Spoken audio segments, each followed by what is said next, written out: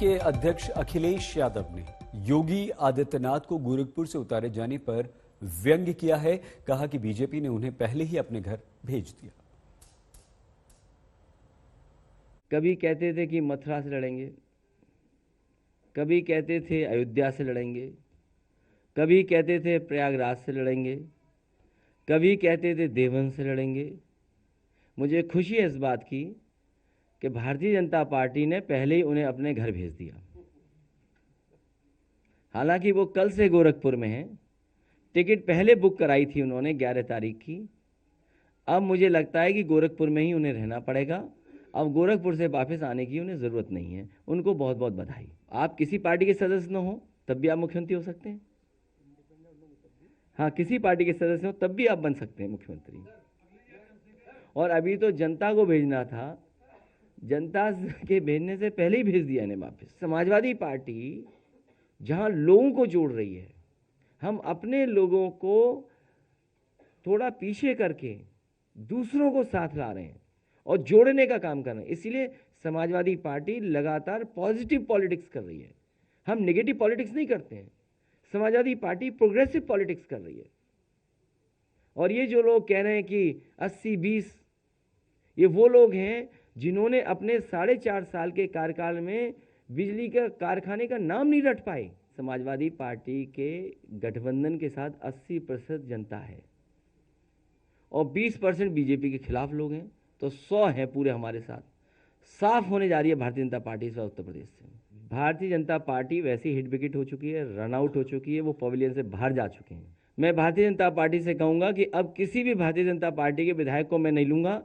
अब आप जितनों के आप टिकट काटना चाहें काट सकते हैं। मंत्रियों को भी नहीं लेंगे, वो जिसकी टिकट काटना चाहें काटें। अब समाजवादी पार्टी में उनको नहीं लिया जाएगा। आज के बाद अब समाजवादी पार्टी में दूसरे दलों को नहीं लिया जा सकता एक्सेप्ट वन। उत्तर प्रदेश चुनाव में दलित वोट को लेकर जबरदस्त दंगल चल रहा है। बीजेपी और समाजवादी पार्टी दोनों तरफ से दलित वोटों को लेकर लामबंदी हो रही है।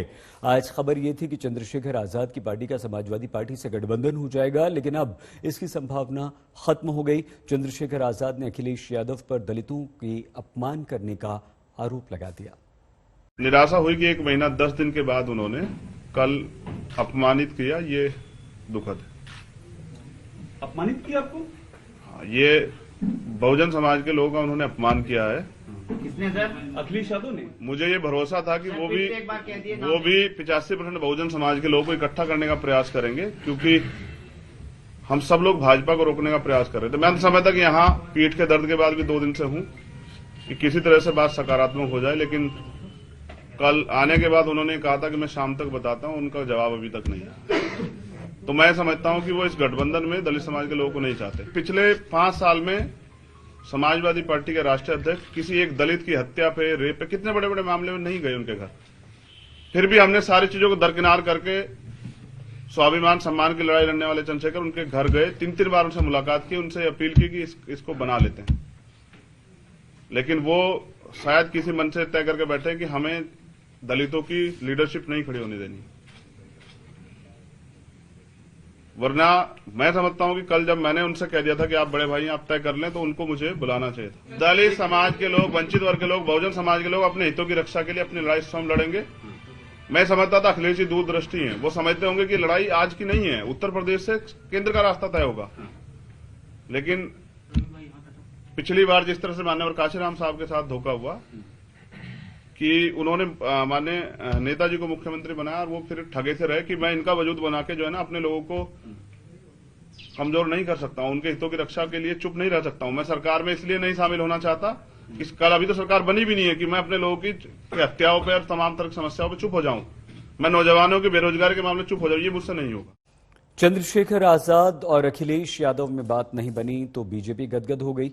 बीजेपी नेता असीम अरुण ने आज तक से बातचीत में कहा कि दलित बीजेपी के साथ थे और रहेंगे। पुलिस सेवा से वीआरएस लेकर राजनीति के माध्यम से सेवा करने की घोषणा तो असीम अरुण जी ने कर दी थी, लेकिन फिलहाल वो बीजेपी कार्यालय में आए हैं औपचारिक रूप से ज्वाइनिंग के लिए। असीम अरुण, बात करते हैं सर, यहाँ ज्वाइनिंग के लिए आप आए हैं, तो बीजेपी को आपने क्यों चुना? राजनीति में जाने का फैसला किया, लेकिन बीजेपी को क्यों चुना? बीजेपी को मैंने नहीं चुना, मैं समझता हूँ कि बीजेपी ने मुझे चुना। जो घटनाक्रम मेरे साथ हुआ है ये बहुत ही रोचक है और शायद ही किसी को ऐसा अवसर मिला हो।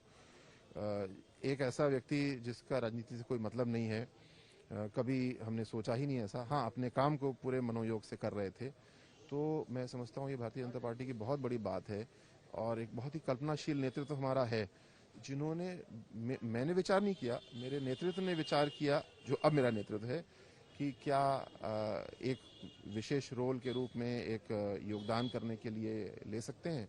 मेरे पास जब ये सुझाव आया तो ये मेरे लिए भी एक अचरज की बात थी और मात्र 1 जनवरी से 8 जनवरी के बीच में 8 दिनों में ये परिवर्तन हुआ। हमने बहुत सोच विचार किया, परिवार ने जब सहमति दी तो इसको स्वीकार किया है और अब पूरे मन से करेंगे। जिस दिन से आपने वीआरएस लिया उसी समय से आपके विधानसभा चुनाव लड़ने की चर्चा हो रही है, तो सीट तय हो गई है, बात हो गई है आपकी नेतृत्व से? नहीं, ऐसा कुछ भी नहीं है। मैं जैसे मैंने कहा 25 से 30 साल के एक दूसरा लोक सेवक के रूप में कैरियर शुरू कर रहा हूँ। आप भी जानती हैं इस 25 साल में उतार चढ़ाव भी होगा, हार जीत भी होगी, लेकिन लोक सेवक के रूप में जो मेरे अंदर की क्षमता है उसको मैं हमेशा प्रयोग कर सकता हूँ। जो सिस्टम बनाने की, टेक्नोलॉजी की, लोगों को हैंडल करने की क्षमताएं मुझे पुलिस विभाग ने सिखाई हैं, उनको ये पार्टी का निर्णय होगा कि कब, कहाँ, कैसे इस्तेमाल करना है। मैं पूरे मनोयोग से जुटूंगा और करके उसको दूंगा। जब आप पुलिस सेवा या प्रशासनिक सेवा में होते हैं तो जाति धर्म को आप परे रखते हैं, लेकिन राजनीति में इन सब बातों का बहुत महत्व है। खासतौर पर आपकी अगर हम बात करें तो आपको लगता है कि उस वर्ग का इस पार्टी ने साथ दिया है, और कैसे? क्योंकि इसकी भी जिम्मेदारी आपको चुनाव में मिल सकती है, खासतौर पर एक सदस्य होने के नाते। पार्टी ये बड़ी महत्वपूर्ण बात है। माननीय प्रधानमंत्री जी मोदी जी और माननीय मुख्यमंत्री योगी जी दोनों के प्रयासों से सामाजिक परिवर्तन बहुत सारा हुआ है और सभी वंचित लोग, जिसमें दलित भी शामिल हैं और भी लोग शामिल हैं, उनको सीधे सहायता मिली है या सिस्टम के जरिए सहायता मिली है। लेकिन ये काम चल रहा है, काम अभी पूरा नहीं हुआ है और मुझे लगता है कि इसमें मैं बहुत बड़ा योगदान करना चाहूँगा। ये मेरे हृदय की पीड़ा है और मैं इसमें काम करना चाहूँगा। समाजवादी पार्टी के मुखिया अखिलेश यादव की वर्चुअल रैली में उमड़ी भीड़ पर चुनाव आयोग एक्शन में आया। समाजवादी पार्टी के विरुद्ध कोरोना नियमों के उल्लंघन को लेकर एफआईआर दर्ज की गई। समाजवादी पार्टी के लखनऊ ऑफिस के बाहर लोगों की भारी भीड़ देखने को मिली। इसे नाम अवश्य वर्चुअल रैली का दिया गया, लेकिन यहां पर सोशल डिस्टेंसिंग और कोरोना नियमों की जमकर धज्जियां उड़ी।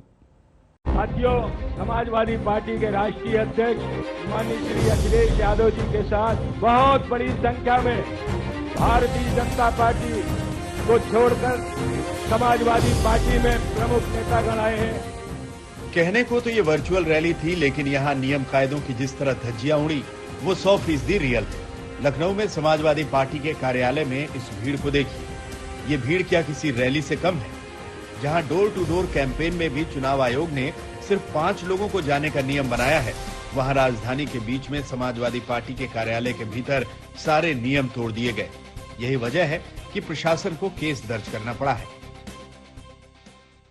चुनाव आचार संहिता के प्रावधानों का उल्लंघन कर रहे हैं, 144 दिन प्रक्रिया संहिता के प्रावधानों का उल्लंघन कर रहे हैं। उस समय हमारे पुलिस और प्रशासनिक अधिकारी मौके पहुंचे थे, उन्होंने बाकायदा वहाँ वीडियोग्राफी कराई, उनके लोगों को वहां से जाने के लिए निर्देशित किया, फिर वो लोग सब चले गए, दिल्ली चले गए। उसके बाद उस संबंध में जिन्होंने कानून के प्रावधानों का उल्लंघन किया उस संबंध में अभियोग पंजीकृत किया गया है। जरा फिर से इन तस्वीरों को देखिए। मंच पर लिखा था वर्चुअल रैली और प्रेस वार्ता, मतलब ऐसी वर्चुअल रैली जहां सैकड़ों की भीड़ बिना मास्क के कंधे से कंधा टकराती खड़ी। मजे की बात यह है कि समाजवादी पार्टी कहती है कि हम थोड़े ना बुलाए थे, ये तो खुद आए हैं। किसी को बुलाया नहीं समाजवादी पार्टी, लेकिन लोग आए और लोग कोरोना के नियमों का पालन करते हुए मास्क लगा करके काम कर रहे हैं। समाजवादी पार्टी के दफ्तर से निकलती हुई भीड़ को देखिए, समझ लीजिए कितने लोग थे और कितने लोगों ने मास्क पहना था। इसीलिए अब कार्रवाई प्रशासन ने शुरू की है। इस प्रकरण में पुलिस द्वारा एफआईआर दर्ज कराई गई है और यही निर्देशित दिया गया है पुलिस के अधिकारियों को कि इसमें जो नियम कानून है उसके अंतर्गत निष्पक्ष विवेचना करते हुए नियम कानून के अंतर्गत पूरी कार्रवाई की जाए। उत्तर प्रदेश देश के उन 8 राज्यों में शामिल है। यहाँ कोरोना के केस तेजी से बढ़ रहे हैं। चुनाव में जीत जरूरी है, लेकिन जिंदगी उससे भी ज्यादा। ये हर दल को याद रखना जरूरी है। आशीष श्रीवास्तव के साथ समर श्रीवास्तव, लखनऊ, आज तक। उत्तर प्रदेश चुनाव में बीजेपी ने एक बड़ा दांव चल दिया। योगी आदित्यनाथ को गोरखपुर शहर की सीट से उतारने की घोषणा कर दी। पहले 2 चरणों के साथ जिन 2 सीटों के उम्मीदवारों के नाम आज तय हुए, उनमें मुख्यमंत्री योगी आदित्यनाथ और डिप्टी सीएम केशव प्रसाद मौर्य। संभावना थी कि योगी आदित्यनाथ अयोध्या से लड़ेंगे, लेकिन ऐलान हुआ तो वो गोरखपुर के चुनावी मैदान में खड़े नजर आए।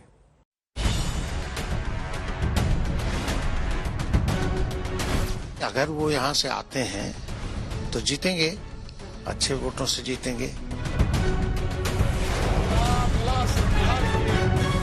अयोध्या में साधु संतों की संख्या ज्यादा है और साधुओं की जो है अगर आशीर्वाद रहा तो योगी जी दोबारा प्रधानमंत्री जो है मुख्यमंत्री बनेंगे।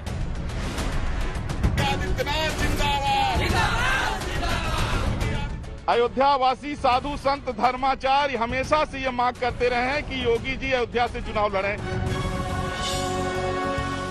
अयोध्या के यहाँ से लड़ते हैं तो बहुत अच्छी बात है।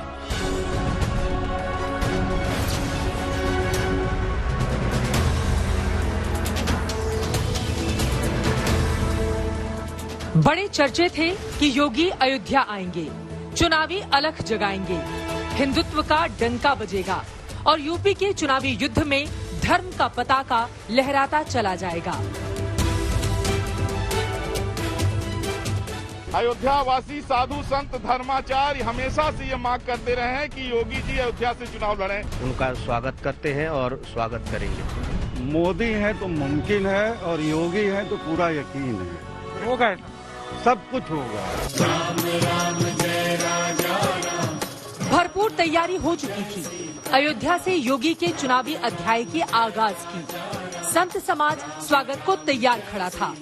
मंदिरों मठों में उल्लास और उमंग की लहर थी। मिठाइयां बंटने लगी थी। बीजेपी के बड़े नेताओं ने कहना शुरू कर दिया था, योगी जी अयोध्या आइए, आपका स्वागत है। अगर वो यहाँ से आते हैं तो जीतेंगे, अच्छे वोटों से जीतेंगे और यहाँ से लड़े, ये सबसे अच्छी बात है। एक साधु यहाँ से लड़ रहा है, ये सबको अच्छा लगेगा।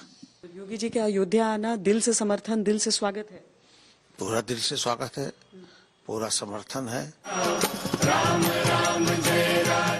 अयोध्या से लखनऊ, लखनऊ से दिल्ली तक जब राम की नगरी से योगी के चुनाव लड़ने की रणनीति फुल एंड फाइनल लग रही थी, तभी अचानक एक बड़ा मोड़ आया। अयोध्या पीछे रह गई, गोरखपुर आगे निकल गया। अयोध्या इंतजार करती रह गई। योगी ने आगे बढ़कर गोरखपुर को गले लगा लिया। योगी जी बहुत समर्पित भाव से डे 1 से मैं स्वयं उनसे बात करता था। उन्होंने कहा कि मैं 403 कहीं भी मेरे को पार्टी आदेश करेगी मैं उसमें चुनाव लड़ूंगा। कोई आग्रह किसी जगह पे नहीं था। पार्टी ने तय किया कि योगी जी को गोरखपुर से ही लड़ाया जाए, वो शहर से उसको स्वीकार किए। गोरखपुर और योगी, ये रिश्ता बड़ा अटूट है। गोरखपुर ने योगी आदित्यनाथ को सियासत में सफलता के शीर्ष तक पहुंचाया। वो पहचान, वो सम्मान और वो सफलता सौंपी जिनकी संजीवनी से योगी राजनीति में टिक सके, डट सके और आगे बढ़ सके। लेकिन सवाल है, गोरखपुर ही क्यों, अयोध्या क्यों नहीं? गोरखपुर योगी का कर्म क्षेत्र रहा है तो अयोध्या हिंदुत्व का धर्म क्षेत्र है। गोरखपुर से जीत एक सीट की चुनावी जीत हो सकती है, अयोध्या से जीत का संदेश व्यापक होता। गोरखपुर से पूर्वांचल का असर जुड़ता है, अयोध्या की जीत दूर तलक जाती, 2024 तक। गोरखपुर से जीते तो एक मुख्यमंत्री की जीत होगी, अयोध्या की जीत हिंदुत्व के ध्वजवाहक योगी की जीत होती। उत्तर प्रदेश की जनता भारतीय जनता पार्टी के साथ है, मोदी जी के साथ है। जिस प्रकार से मोदी जी ने पिछले 7 सालों में गरीबों के लिए काम किया। आयुष्मान भारत के अंतर्गत उनका हेल्थ कार्ड बना, उसके साथ साथ गरीबों का बैंक अकाउंट खोला, दो बार उनको राशन मिल रहा है। आज वास्तव में देखा जाए तो जो गरीब है, पिछड़ा है, दलित है, माननीय प्रधानमंत्री जी को अपन मसीहा के रूप में देखता है, वो मसीहा है।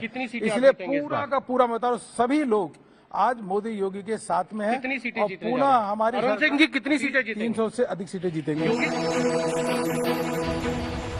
जाहिर है बीजेपी के चुनावी प्रबंधकों ने गोरखपुर को अयोध्या पर तवज्जो देने से पहले काफी माथापच्ची की होगी, काफी चिंतन मंथन मनन किया होगा, लेकिन ये फैसला हैरान करने वाला है। विश्लेषणों और संदेशों की संभावनाओं से भरा हुआ है फैसला। इस कदम के मायने तलाशे जाएंगे तो ये सवाल भी जरूर उठेंगे। क्या अयोध्या में योगी आदित्यनाथ की जीत संदेह से परे नहीं थी? अयोध्या से योगी का चुनाव न लड़ना हिंदुत्व से परे हटना तो नहीं? कहीं पूर्वांचल में चुनावी प्रभाव की मजबूती तो ऐलान की वजह नहीं? इन सवालों के जवाब सीधे और सहज नहीं है, लेकिन यकीन मानिए योगी अयोध्या से चुनाव लड़ते तो बात कुछ और होती, रंगत कुछ और होती, रोमांच कुछ और होता। गोरखपुर का गेम तो बेहद सीधा सपाटा ही रहेगा। दिल्ली से हिमांशु मिश्रा के साथ आज तक ब्यूरो। गोरखपुर शहर की सीट बीजेपी के लिए हमेशा से फायदेमंद सीट रही। यहां हमेशा से बीजेपी का दबदबा रहा, वर्चस्व रहा, और अब फिर जब सामने योगी आदित्यनाथ जैसे कद्दावर उम्मीदवार हों तो मुकाबला ज्यादा मुश्किल नहीं होता है।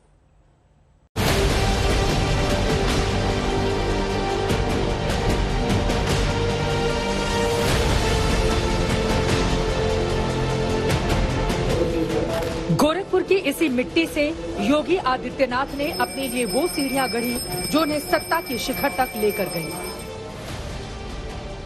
इन मंदिरों के प्रांगण से ही योगी आदित्यनाथ को वो प्रशिक्षण मिला जिनके दम पर वो राजनीति में पारंगत होते चले गए।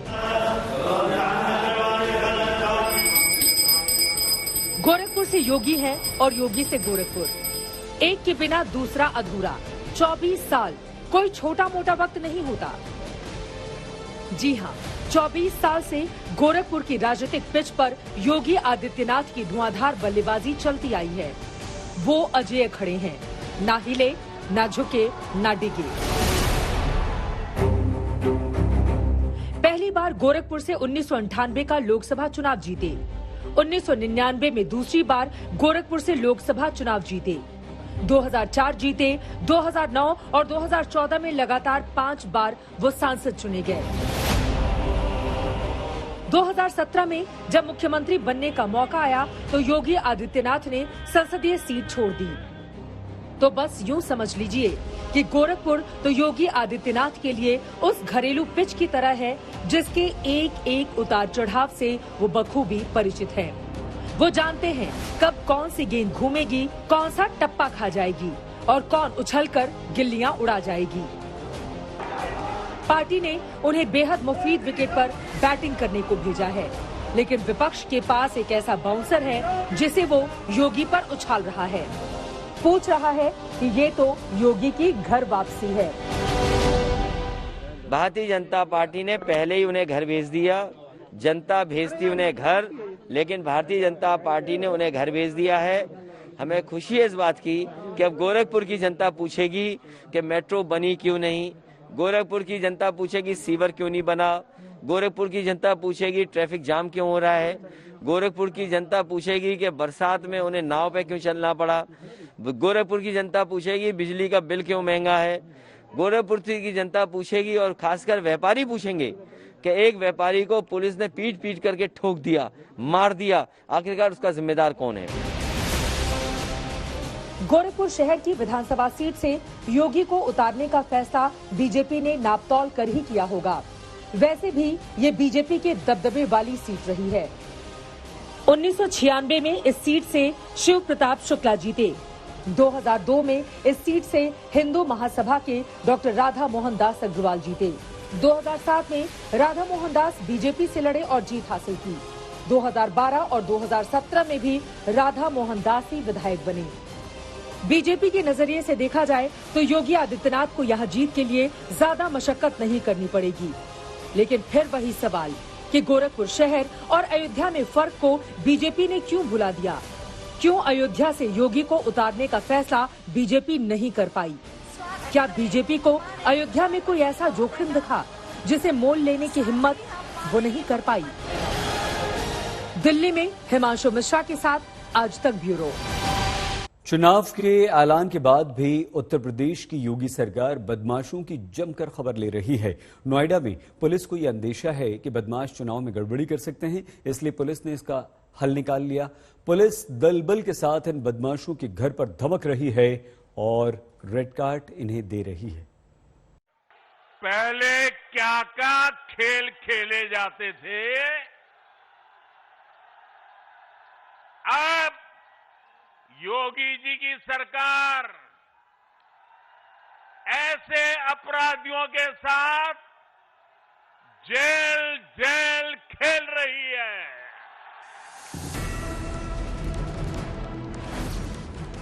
यूपी के सीएम योगी आदित्यनाथ चुनावी सभाओं से लेकर अपने इंटरव्यू में एक बात जोर देकर कहते हैं कि उन्होंने गुंडों बदमाशों को सबक सिखा दिया और अब चुनाव से ऐन पहले एक बार फिर योगी की पुलिस ने बदमाशों की अच्छी खबर ली है।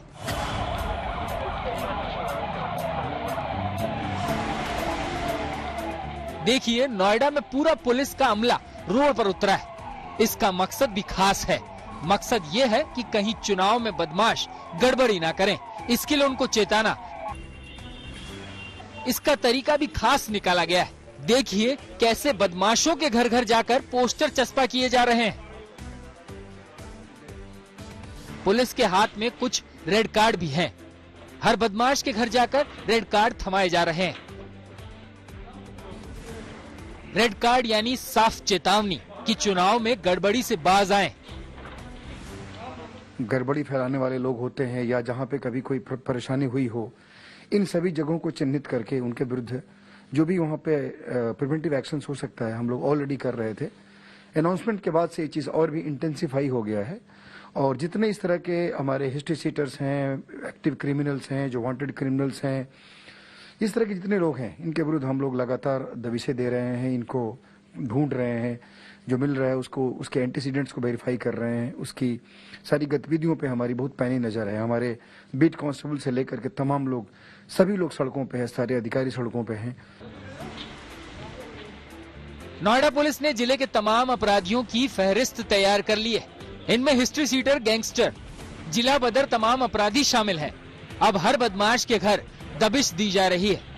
जनता अगर बदमाशों के बारे में खबर देना चाहे तो एक ऐप भी लॉन्च किया गया है।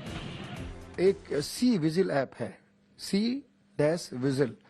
ये बेसिकली सभी प्लेटफॉर्म पे उपलब्ध है, आप उसको डाउनलोड कर सकते हैं और उसमें जो फीचर्स हैं उसके हिसाब से आप किसी भी जगह पर जाकर वहां अगर कोई भी चीज रिपोर्ट करना है तो उसकी सारी चीजें आप उसमें डाल करके आप हमें भेज सकते हैं। और आपका, चूंकि आपका कोई आइडेंटिटी हम कहीं डिस्क्लोज नहीं करते और आपके पास आप कहां से आ रहा है हमारे पास पता भी नहीं चलता और हम लोग बड़े आसानी तरीके से इस तरह के पोटेंशियल डिस्टर्बेंस वाले इश्यूज को हैंडल करते हैं। पुलिस इस तरह से मुस्तैद रही तो कम से कम निष्पक्ष चुनाव को कोई नहीं रोक पाएगा। आगामी विधानसभा चुनावों को देखते हुए नोएडा पुलिस ने कमर कस ली है। जगह जगह पर पुलिस फ्लैग मार्च कर रही है। अर्धसैनिक बलों को और पुलिस पीएसी के साथ फ्लैग मार्च किया जा रहा है। खास बात यह है कि नोएडा पुलिस ने अपराधियों पर नकेल कसने के लिए ऑपरेशन रेड कार्ड चलाया है, जिसके तहत इलाके के बदमाशों और हिस्ट्री शीटर को पाबंद किया जा रहा है ताकि वो किसी भी असामाजिक गतिविधि को अंजाम न दे सके। कैमरामैन अभिषेक के साथ तंसीम हैदर, नोएडा, आज तक। बीजेपी आलाकमान बगावत को थामने और चुनावी गणित को बरकरार रखने का भरसक प्रयास कर रहा है। दरअसल 2022 की लड़ाई का सीधा असर 2024 के चुनाव पर पड़ने वाला है। यादव जी के साथ आज राष्ट्रीय अध्यक्ष द्वारा स्वामी प्रसाद मौर्य जी इस बार तो ऐसा बीजेपी वाले हिट विकेट हुए कि हमारे तमाम नेताओं की स्ट्रेटजी नहीं समझ पाए वो। बीजेपी यूपी की जंग को 2024 से पहले का सेमीफाइनल मानती है, वहीं अखिलेश यादव इसे फाइनल जंग बता रहे हैं। इस बीच 24 करोड़ की आबादी और करीब 15 करोड़ मतदाताओं वाला ये सूबा तय करने जा रहा है कि सत्ता किसके हाथ में जाएगी। इस फैसले में ओबीसी वोट कितना अहम हो सकता है, ये इन आंकड़ों के जरिए समझा जा सकता है। यूपी में करीब 35 से 37% ओबीसी वोटर हैं, वहीं यादवों की संख्या लगभग 10 से 12%। 2014 के बाद बीजेपी ने 25% गैर यादव ओबीसी वोटरों पर फोकस किया।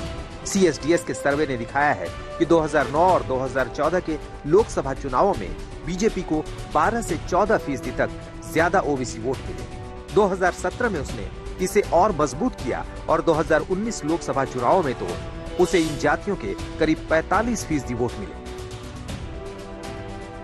2022 में जब बीजेपी के खिलाफ बगावत हुई तो ओबीसी मंत्रियों के पाला बदलने पर खुद सीएम योगी ने सामाजिक न्याय की बात करने वालों के खिलाफ मोर्चा संभाला कि जो लोग गरीबों का हक छीनते थे, डकैती डालते थे, पेशेवर अपराधियों को अपना शागिर्द बनाते थे, तब इन लोगों की कहीं से मुंह से आवाज नहीं निकलती थी। हम तब विपक्ष में थे, तब भी लड़ाई लड़ते थे और आज अपराध मुक्त प्रदेश बना करके सबको सुरक्षा और सबको विकास के इस राह के साथ जोड़ने का कार्य किया है और यही सबका साथ, सबके विकास का मंत्र ही सामाजिक न्याय का सही मंत्र है। यूपी ऐसा सूबा है जहां सिर्फ 3 मुख्यमंत्रियों ने अपना कार्यकाल पूरा किया है। योगी उनमें से एक है। अब बीजेपी का मकसद 2022 की सेमीफाइनल जंग को जीतना है ताकि 2024 का रास्ता साफ हो सके। लिहाजा विधायकों और मंत्रियों की बगावत के बीच बीजेपी फूंक फूंक कर कदम रख रही है। लखनऊ में संतोष कुमार और समर्थ श्रीवास्तव के साथ आज तक ब्यूरो।